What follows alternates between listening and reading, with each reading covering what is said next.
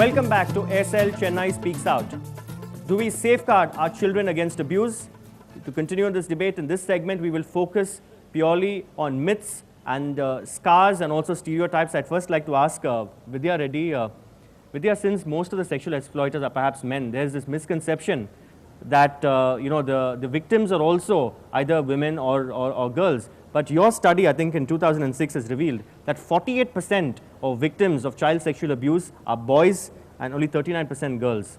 This is a common misconception, right? Yeah, absolutely. I think most people don't think boys can be abused. Boys can be abused. In fact, in the national study, besides our study, where perhaps they reported a little more than girls, because simply because many of them said this is the first time somebody is even asking us whether this could happen to us. The national study also showed similar figures, boys reporting as much abuse as girls. But we're always so laissez-faire with our boys. I mean, you don't have any rules and regulations like girls have, which I think also needs to be looked at differently now, and safeguards have to be put in with boys. Ma'am, what do you believe as a teacher? Do you believe that there's this misconception that boys cannot be abused?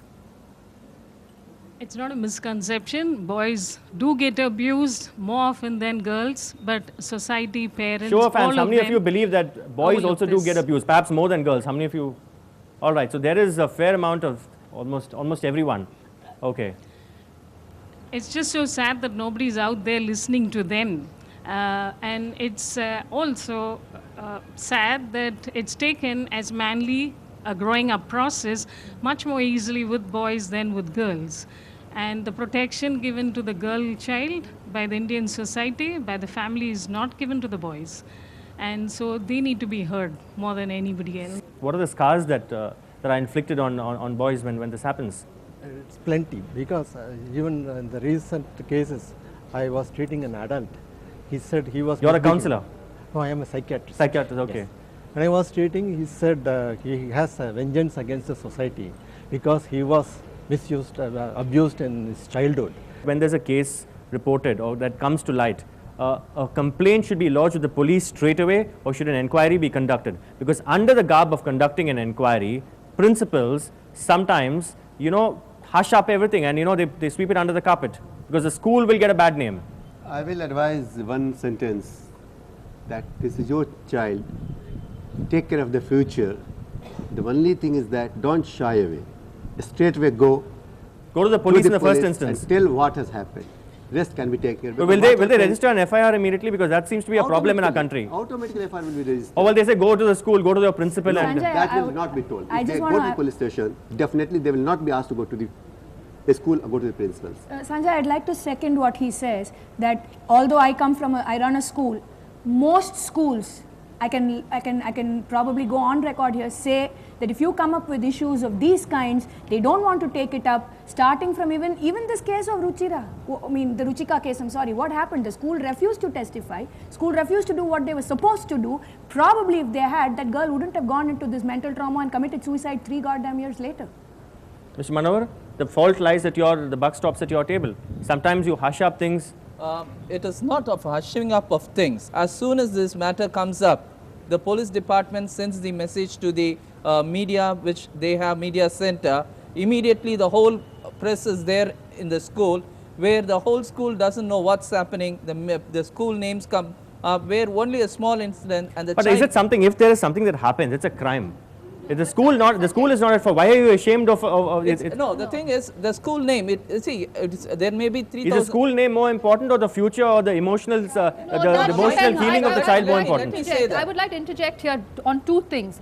First, I agree with Mr. Manohar. We are talking only about schools here, and we have to look at the fact that most often abuse happens at homes. Absolutely. 1. 2, but having said that, I think Mr. Manohar must also realize the fact there are lots of people out there who are called professional perpetrators, who choose jobs to work with children because it gives them the proximity and access to abuse. It's well established, which is even more reason why you need a child protection policy. When it's an incestuous kind of form of abuse, some uncle or cousin or somebody in the family actually abusing, that is more harmful, Vidya, because that tends to continue, it's prolonged. Totally, and if you notice in all our histories, there'd be one cantankerous uncle who has eternally been messing around with us, and we will have this problem. It will be so irksome to actually see him even at a wedding. Do you believe that when you complain, let's say, about a relative in the family, it's brushed aside and they tell you, no, you must be joking. They don't take it seriously. Is that the case? No, I don't. I have a question before that. Sure. Actually, Vidya ma'am told about the abuse about the boys, but in Indian context, we forget that we are dealing with the prestige of the girls, and how many of them open up, and how many cases have been reported, ma'am. You know, how can you give us statistical data? You know. But that's what the facts are. She's I'm saying. that boys are being abused as much as girls. But more, your figures show that boys are abused more. I think we need to start talking the semantics here.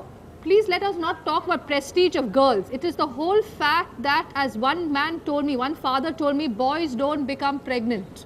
And let's bring it down to the brass tacks. What are we concerned about? Not the fact that the child is being abused, but the fact that it will be noticed by people around. So we are not concerned about the child. We are more concerned about what everybody else will say.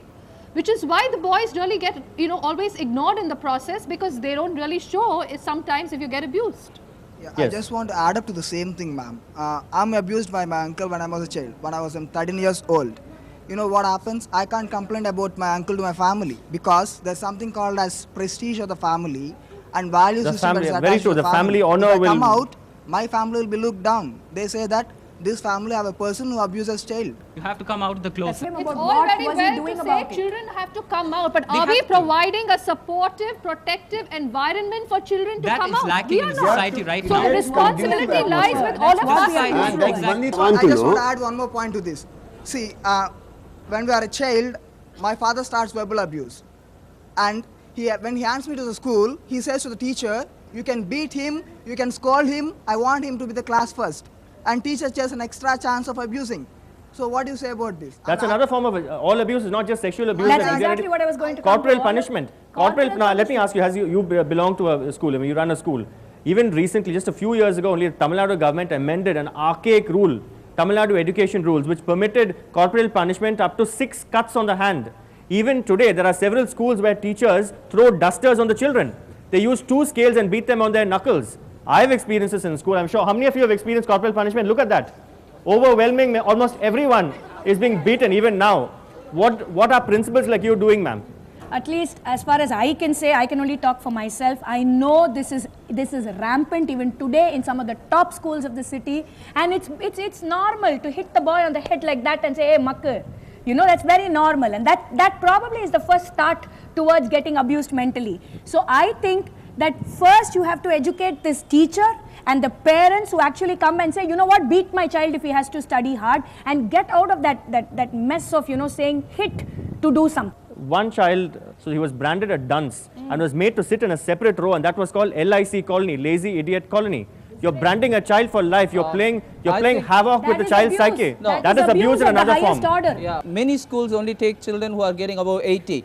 No school takes a child who is just downtrodden. school does it? We take children right from the person who may be getting 5 marks, but we will see that the child I think we've passes. invited ideal principals to this debate. How many of you have been beaten in school because of poor performance, or because you've not scored centums, by your parents or by your teachers? Both. Coming back to again child sexual abuse, would the police actually take the initiative, just like you say with regard to maids at home, that you do a background check? The ice cream wala, the canteen man, these are people who actually Watchmen. on the sly abuse children. The watchmen, as Madhu rightly says. Will you then ask schools, as now you're additional commissioner of law and order now, ask schools in Chennai to ensure that you do proper background verification of these people who work in the schools? Before the answers, let me ask. See, the question now is the question you are asking is we are talking is about sexual abuse in school, but that percentage may be very less compared to what is happening in his family, as that particular person. That's fine, but even if one child, sir, is abused in your school, then that still calls for action. Yes. Even if one child, let's but- not say it's no, it's but not. the child abuse starts not only at school level, but it happens at the home level. Yes. Fair enough. So let's So not let make me- again let me schools put another this hellhole way. for Let- them. How are you going to even find out the problem if you're not going to sit down and talk to that child? And I think the That's why child we spends need a to maximum educate our number of his teachers. time See, in school. even What are we going- doing as responsible No, citizens? even Not going talking to a these police children. station, a police officer may not know what a child abuses.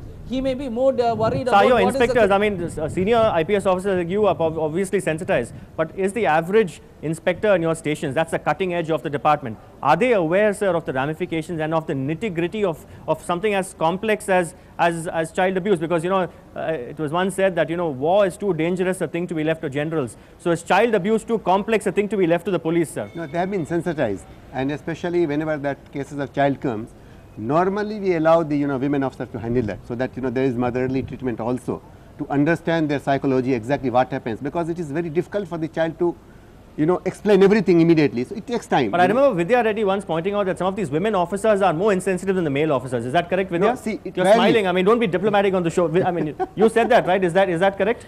Is that correct? I believe child sexual abuse is not the prerogative of just women as compassionate. No, but answer the question. Answer the question. Do you believe that sometimes? I believe any police officer who is sensitized and is more than sensitized, is following a protocol and procedure, can handle a case of child sexual abuse. You're being a little diplomatic on the show, but we'll come back to you. Anybody Sir, I can. want again on the web. On the website, I want to ask you, because we almost seem to have done a kind of a foxtrot.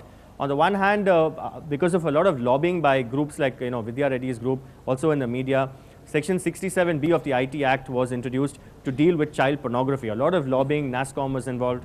And then suddenly, recently, the Act was further amended to include Section 69, which says that, you know, the bureaucrats should lay off and only the court should determine pornography. Are we doing a foxtrot here, sir? I cannot comment on this aspect.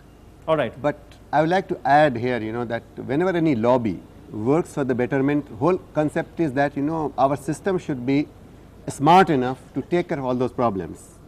If I remember that, you know, Women and Child Development Department in 2005, they wanted to come with a bill. I think it was an excellent piece. If they are really smart, let them state, ensure that the bill comes back. I think it is, thrown into dustbin. That will take care of a lot of our problems. All right, on that note, we'll slide into another break on SL Chennai Speaks Out. We will not just confine our bashing to the police department. We will also look within. We will do our own introspection and look at the role of the media when it comes to all forms of child abuse.